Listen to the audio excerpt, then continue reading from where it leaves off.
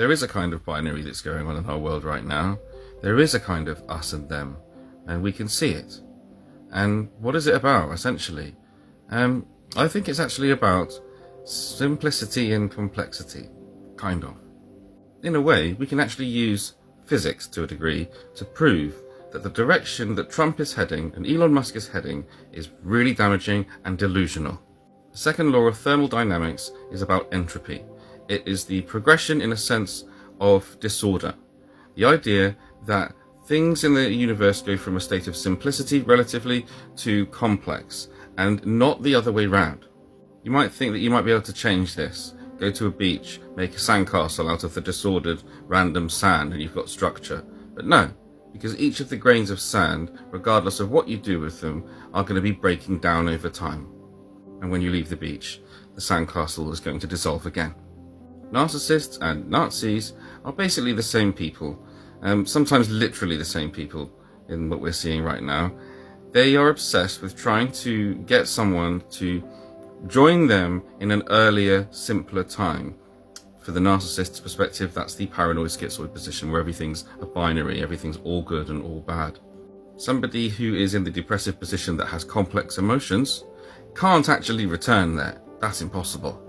This is an unconscious thing. They don't really know this, okay?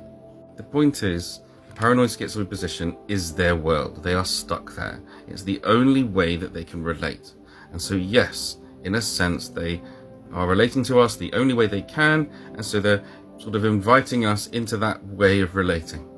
It's a time without complex emotion, a time that lacks complexity. And what do Nazis always talk about? Returning to purity. Okay, the Aryan race, then Übermensch, all this stuff. As if there was once a pure German, an Aryan. No, there never was. If you trace it back far enough, and you go into the Great Rift Valley in Africa, and you'll find that human beings were a form of chimpanzee. So right there you can see that a slightly simpler being has evolved into a much more complex one. Because that's how nature works. And some people think that evolution is about species improving themselves. No, it's not about that. So even, again, Nazis using what they think would be eugenics to try to breed some kind of Aryan model of superiority and idealism is dumb. That's going against nature too.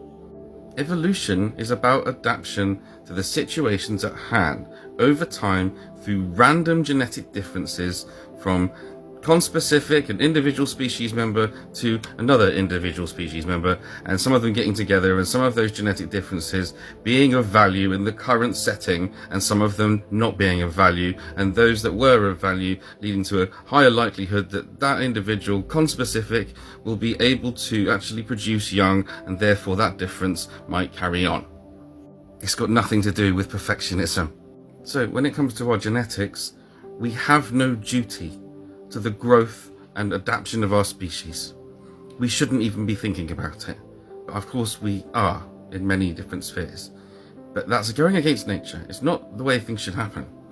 What we should be doing is just focusing on our mindsets and our values and our ability to communicate and to connect with each other and see what we have in common so that we can work together and collaborate.